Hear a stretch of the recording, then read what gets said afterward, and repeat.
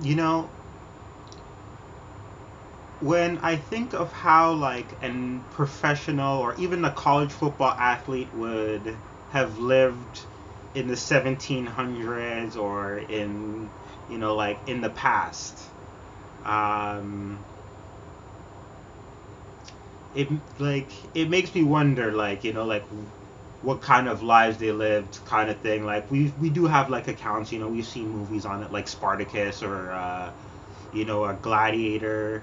So like, Roman is the Roman gladiator games were definitely like one of the ways that, like we can see, like, you know how most, you know like athletic pursuits were, or athletic endeavors were carried out. So it's, the, that era though, it's just so like, it's really master and slave. Like, I capture you, or you are in debt, and we put you to work, and after that, then it's either you go to the mines or you become a gladiator, or some noble takes a liking to you, man or woman. So, um, those are the three options, pretty much. And if it looked like you had the stuff, you became a gladiator.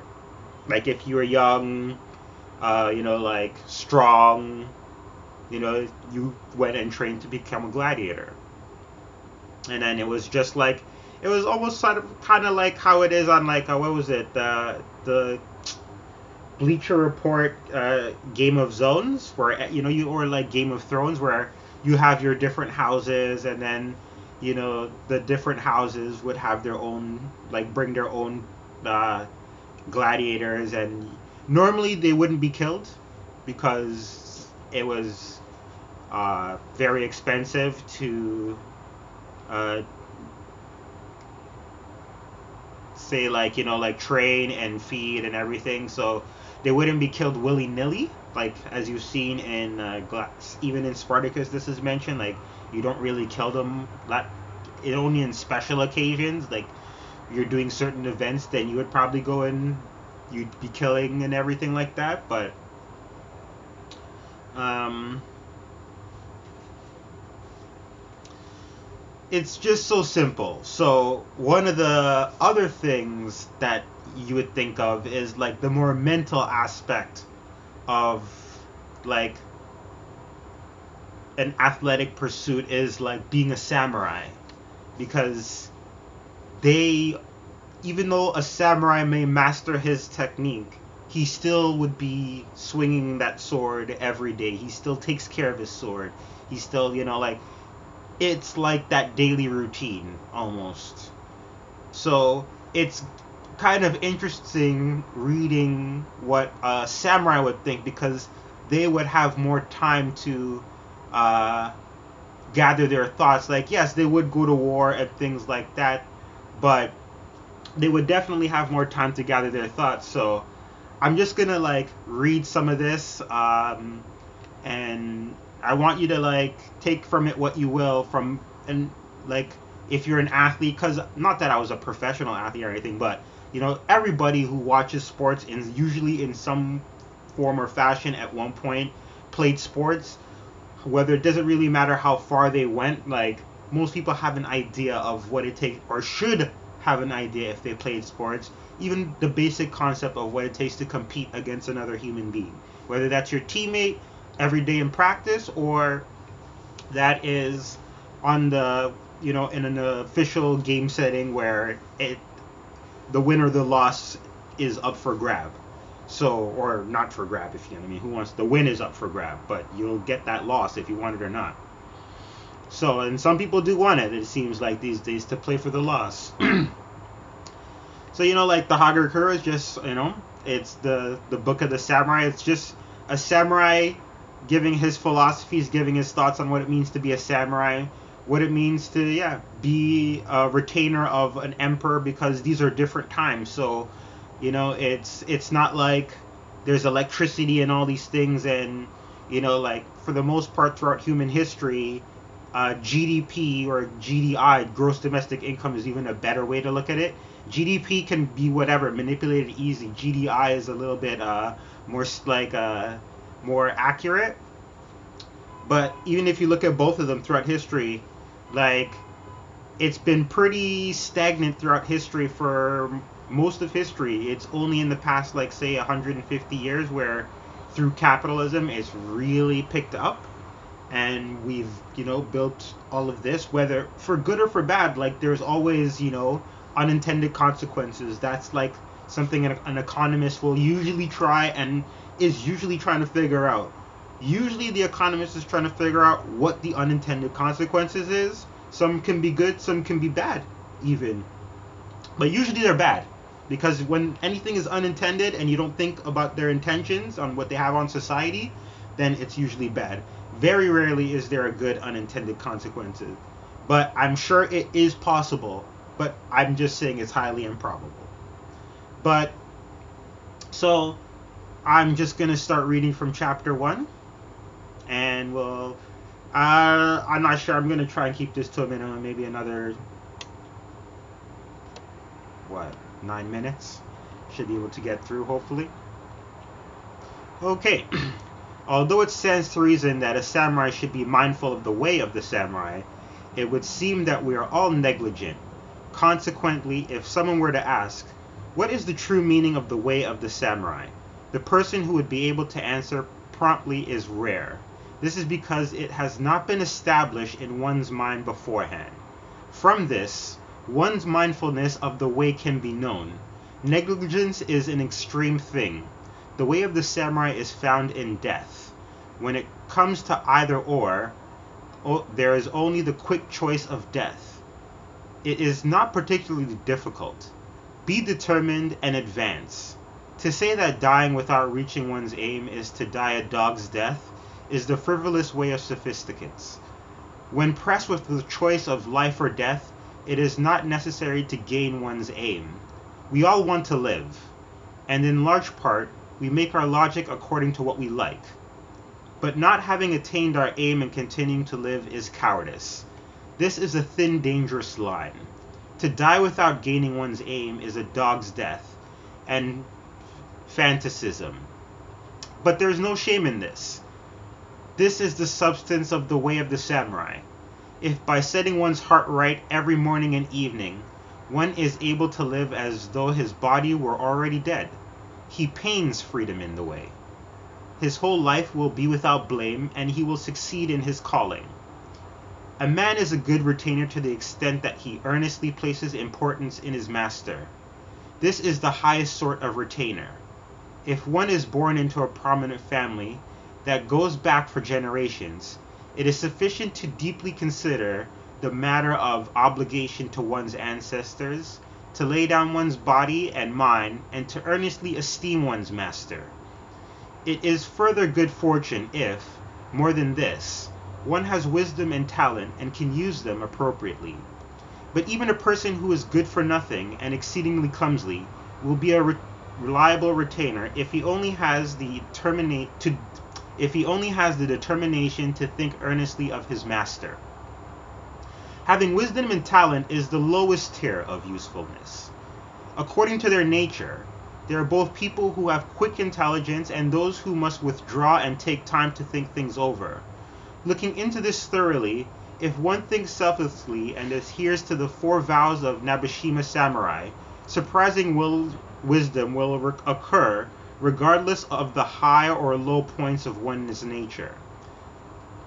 People think they can clear up profound matters if they consider them deeply, but they exercise perverse thoughts and come to no good because they do their reflecting with only self-interest at the center. It is difficult for a fool's habits to change to selflessness. In confronting a matter, however, if at first you leave it alone, fix the 4 vows in your heart, exclude self-interest, and make an effort, you will not go far from your mark. Because we do most things relying only on our sagacity, we become self-interested. Sorry, let me just read that again. We do Because we do most things relying only on our own sagacity, we become self-interested, turn our backs on reason, and things do not turn out well. As seen by other people, in this is sordid, weak and narrow and efficient. When one is not capable of true intelligence, it is good to consult with someone of good sense. An advisor will fulfill the way when he makes a decision by selfless and frank intelligence because he is not personally involved. This way of doing things will certainly be seen by others as being strongly rooted. It is, for example, like a large tree with many roots. One man's intelligence is like a tree that has been simply stuck in the ground. We learn about the sayings and deeds of the men of old in order to entrust ourselves to their wisdom and prevent selfishness. When we throw off our own bias, follow the saying of the ancients, and confer with other people, matters should go well and without mishap. Lord Katsushige borrowed from the wisdom of Lord Nagashige. This is mentioned in the... I'm not going to even try to say that right now. We should be grateful for his concern. Moreover, there was a certain man who engaged a number of his younger brothers as retainers, and whenever he visited Edo or the Kamigata area, he would have them accompany him. As he consulted with them every day on both private and public matters, it is said that he was without mishap. Sagara Kayuma was completely at one with his master, and served him as though his own body were already dead. He was one man in 1,000. There was once an important meeting at Master Sakyo's Matsuyuge villa, and it was commanded that Kayuma was to commit seppuku. At the time in Osaki, there was a tea house on the 3rd floor of the suburban residence of Master Takunut. Kayuma rented... If I'm butchering these things, please let me know or have mercy on me. Kayuma rented this, and gathering together all the good-for-nothings in Saga, he put on a puppet show operating one of the puppets himself, carousing and drinking all day and night. Thus overlooking Master Sako's villa, he carried on and caused a great disturbance. In instigating this disaster, he gallantly thought only of his master and was resolved to commit suicide. Was resolved to committing suicide. Being a retainer is nothing other than hemp, a supporter of one's lord, entrusting matters of good and evil to him, and renouncing self-interest. If there are but 2 or 3 men of this type, the fief will be secure. If one looks at the world when affairs are going smoothly, there are many who go about putting their appearance being useful by their wisdom, discrimination, and artfulness. However, if the Lord should retire or go into seclusion, there are many who will quickly turn their backs on him and ingratiate themselves to men of the day. Such a thing is unpleasant even to think about. Men of high position, low position, deep wisdom, and artfulness all feel that they are the ones who are working righteously. But when it comes to the point of throwing away one's life for his Lord, all get weak in the knees. This is rather disgraceful. The fact that a useless person often becomes a matchless warrior at such times is because he has already given up his life and has become one with his Lord. At the time of Mitsushige's death, there was an example of this. His one resolved attendant was I alone. The others followed in my wake. Always the pretentious, self-asserting nobles turn their backs on the man just as his eyes are closing in death. Loyalty is said to be important in the pledge between lord and retainer. Though it may seem unattainable, it is right before our eyes. If you once set yourself to it, you will become a superb retainer at that very moment. To give a person one's opinion and correct his faults is an important thing. It is compassionate and comes first in matters of service. But the way of doing this is extremely difficult. To discover the good and bad points of a person is an easy thing. And to give an opinion concerning them is easy too. For the most part, people think that they are being kind by saying the things that others find distasteful or difficult to say. But if it is not well received, they think that there is nothing more to be done. This is completely worthless. It is the same as bringing shame to a person by slandering him. It is nothing more than getting it off one's chest.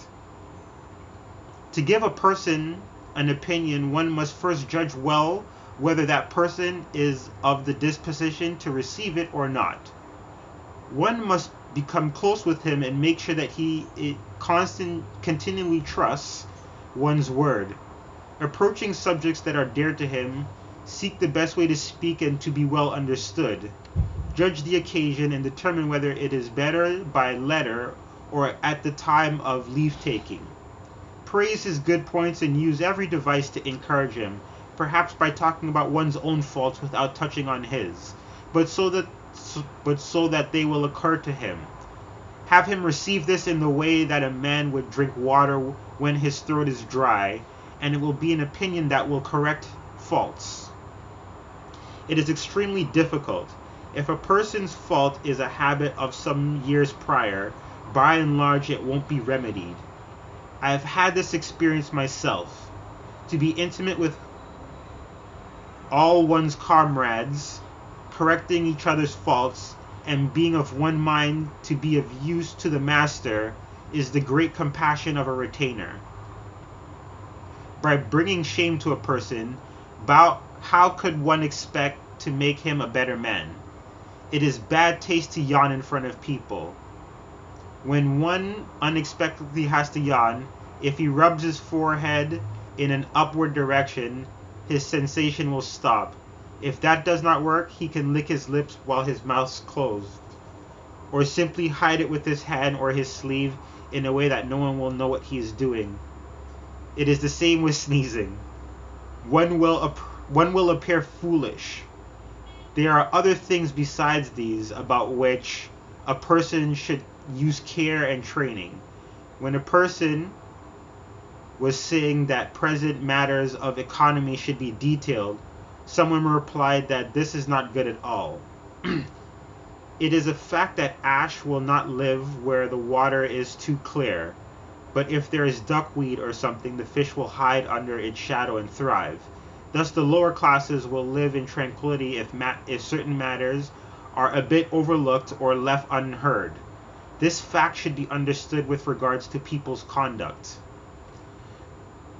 Once when Lord Mitsusuge was a little boy and was supposed to recite from his copybook for the priest Kion, he called the other children and acolytes and said, "Please come here and listen. It's difficult to read if there are hardly any people listening." The priest was impressed and said to the acolytes, "That's the spirit in which to do everything. Every morning one should first do reverence to his master and parents, and then to his patron deities and guardian Buddhas. If he will only make his master first in importance, his parents will rejoice and the gods and Buddhas will give their assent. For a warrior, there is nothing other than thinking of his master. If one creates this resolution with himself, he will always be mindful to the master's person and will not depart from him even for a moment.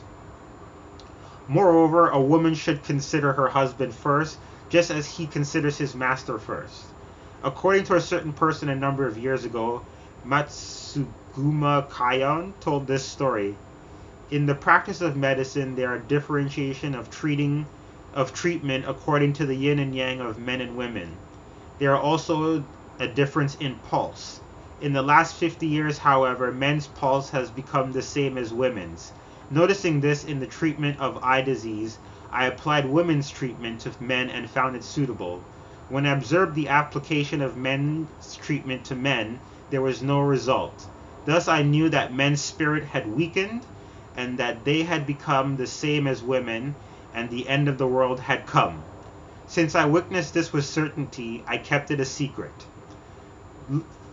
When looking at the men of today with this in mind, Those who could be thought to have a woman's pulse are many indeed, and those who seem like real men few. Because of this, if one were to make a little effort, he would be able to take the upper hand quite easy. There are few men who are able to cut well in beheadings, if is further proof that men's courage has waned. And when it comes to speak of Kaishuku, it has become an age of men who are prudent and clever at making excuses. 40 or 50 years ago, when such things as matanuki were considered manly, a man wouldn't show an unscarred thigh to his fellows, so he would pierce it himself. All of man's work is a bloody business. The fact today is considered foolish. Affairs are finished cleverly with words alone, and jobs that require effort are avoided. I would like young men to have some understanding of this. The priest Tannen used to say, "People come to no understanding because priests teach only doctrine of no mind." What is called no mind is a mind that is pure and lacks complication. This is interesting. Lord Sananore said, "In the midst of a single breath, where perversity cannot be held, is the way. If so, then the way is one.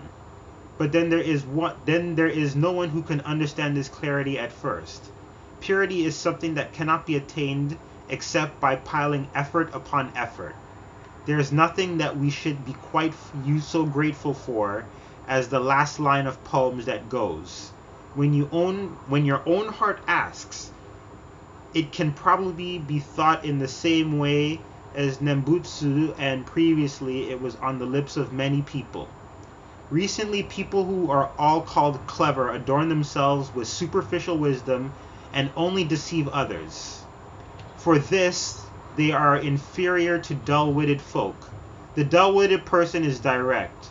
If one looks deeply into his heart with the above phrase, there will be no hidden places. It is a good examiner.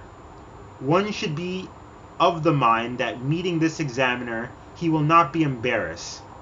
The word gen means illusion or apparition. In India, a man who uses kanji is called genjutsushi, a master of illusion technique. Everything in this world is but a marionette show. Thus we use the word gen. To hate injustice and stand on righteousness is a difficult thing. Furthermore, to think that being righteous is the best one can do, and do one's utmost to be righteous, will, on the contrary, bring many mistakes. The way is in a higher place than righteousness. This is a very difficult to discover, but it is the highest wisdom. When seen from this standpoint, things like righteousness are rather shallow. If one does not understand this on his own, it cannot be known. There is a method of getting to this way.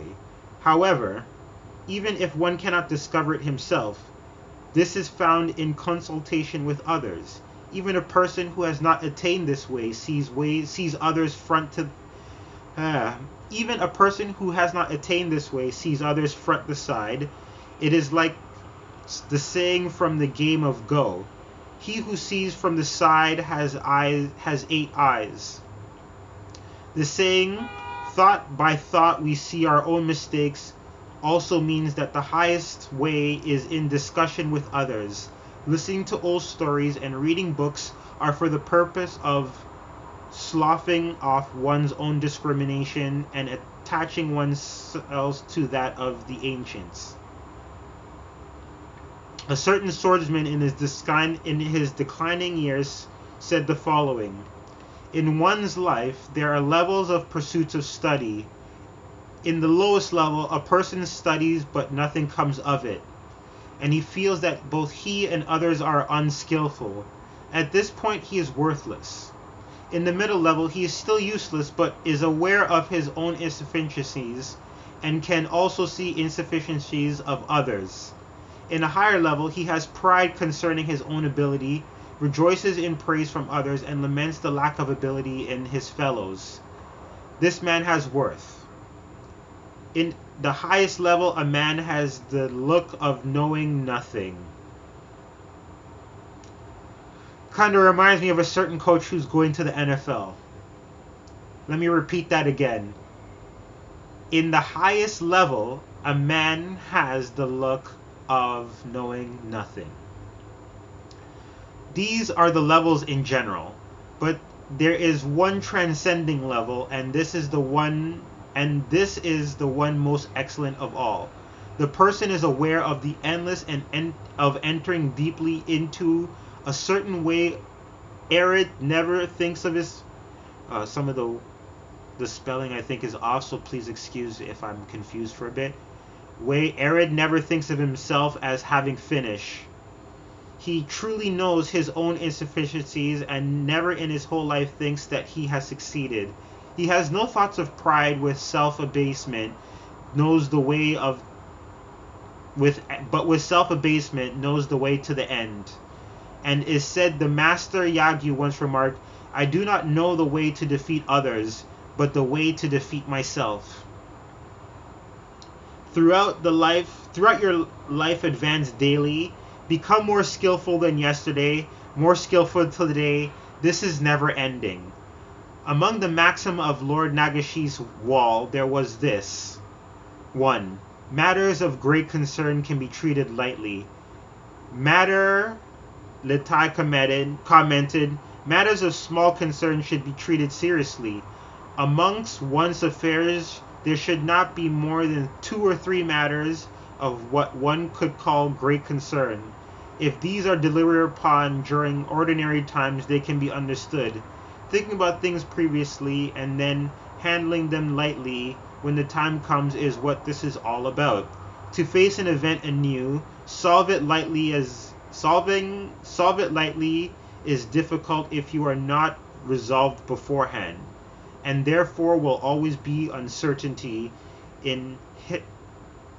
And therefore, there will always be uncertainty in hitting your mark. However, if foundation is laid previously, you can think of the saying, matters of great concern should be treated lightly, as your own basis for action. A certain person spent several years of service in Osaka and then returned home. When he made his appearance at the local bureau, everyone was put out and he was made a laughingstock because he spoke in Kamigata dialect. Seen in this light, when one spends a long time in Ado or in Kamigata, he better use his native dialect even more than usual. When in a more sophisticated area, it is natural that one's disposition be affected by different styles, but it is vulgar and foolish to look down upon the ways of one's own district as being boorish, or to be even a bit open to the persuasion of the other place's ways, and to think about giving up one's own.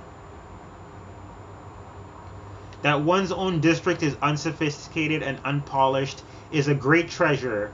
Imitating another's style is simply a sham. A certain man said to priest Shungaku, the Lotus Sutra sect's character is not good because it's so fearsome. Shungaku replied, it is by reason of its fearsome character that is the Lotus Sutra sect. If a person were not so, it would not be a different sect altogether. This is reasonable. At the time, there was a council concerning a promotion of a certain man. The council members were at the point of deciding that promotion was useless because the man that had previously been had been involved in a drunken brawl. But someone said, if we were to cast aside every man who had made a mistake once, useful men would probably not be come by. A man who makes mistakes once will probably be considerably more prudent and useful because of his repentance. I feel that he should be promoted. Someone else asked, will you guarantee him? The man replied, of course I will. The other asked, by what will you guarantee him? And he replied, I can guarantee him by the fact that he's a man who has erred once. A man who has once never erred, is dangerous. This said, the man was promoted. At this time of celebrations concerning criminals, Nakane Kazuma proposed making the punishment 1 degree lighter than it would be appropriate. This is a treasury of wisdom that only he was the possessor of. At the time there were several men in attendance. If it had not been for Kazuma alone, no one would have opened his mouth. For this reason he is called Master Commencement and Master 25 Days. A certain person was brought to shame. Actually, you know what? Let's leave that here, because it's been 30 minutes. And once you start reading this thing, you almost can't stop it, because I forgot when we're on page 15, but just to finish it off, Hagakure is a central book of the samurai, written by Yamato Tsunetsutomo, who was a samurai in the early 1700s. It is a book that combines the teaching of both Zen and Confucianism. These philosophies are centered on loyalty, devotion, purity, and selflessness, and Yamato places strong emphasis on the notion of living in the present moment with a strong and clear mind. The samurai were knights who defended and fought for their lords at a time when useful farming land was scarce and in need of protection. They believed in duty and gave themselves completely to their masters. The samurai believed that only after transcending all fear could they obtain peace of mind and yield the power to serve their masters faithfully and loyally, even in the face of death. The word Hakagori literally translates as hidden beneath the leaves, and also as fallen leaves. Perhaps it was named this because at the time it was written, the way of the samurai was becoming obsolete. The Hagakure has been rewritten in modern times by one of Japan's famous writers, Yukio Mishima. His own views were very similar to those of Yamamoto, please excuse me, particularly the philosophy of cultivating the self. His characters all had self-sufficiency in common and did not rely upon anyone else for completion. Although the Hagakure was written centuries ago for a breed of warriors that no longer exists, the philosophies and wisdom within are still practical even in our modern times.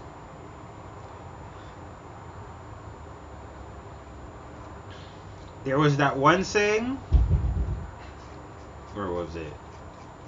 I'm going to go back to 15.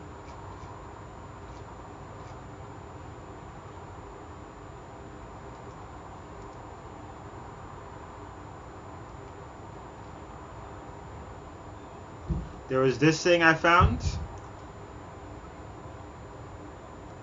that kind of reminds me of a certain coach that we've been paying a lot of money for certain things, because he doesn't really know how to defeat others, but he knows how to defeat himself, that's for sure. And then there was one more where it said,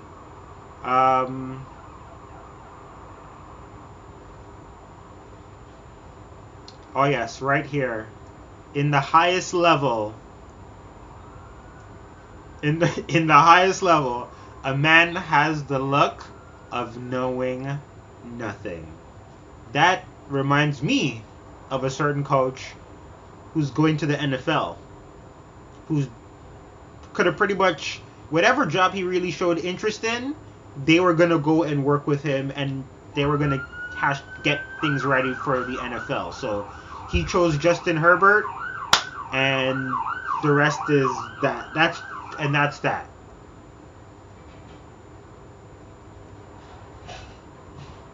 And yeah, interesting reads. Lots of.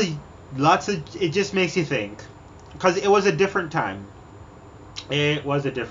So I know some of the things said in here would be offensive to some people, but hey, you know what? You go back to the 1700s and you talk to a man who can cut you down with one slash, and you tell him that he's wrong. And you talk to him, you tell him what the deal is, and see what he says to you. That's pretty much it. But yeah,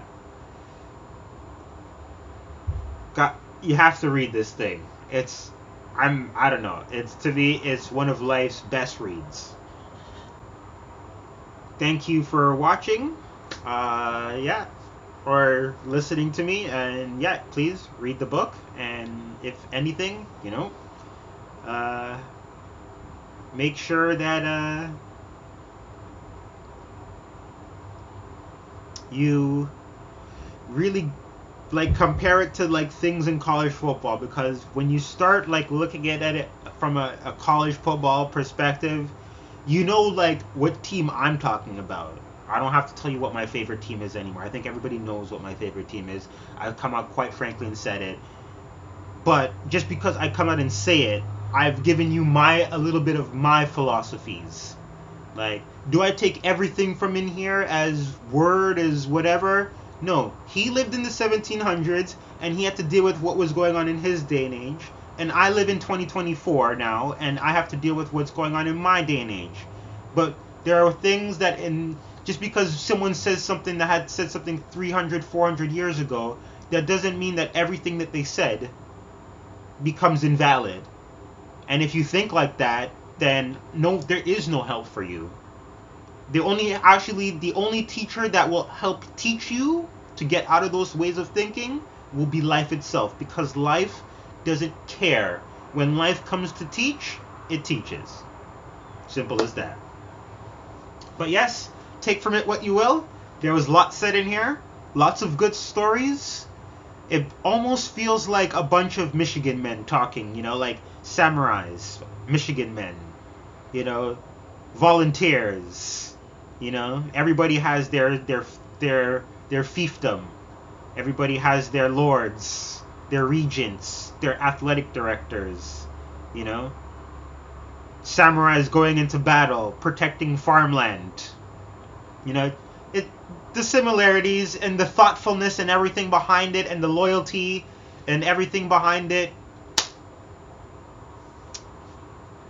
Remarkable times.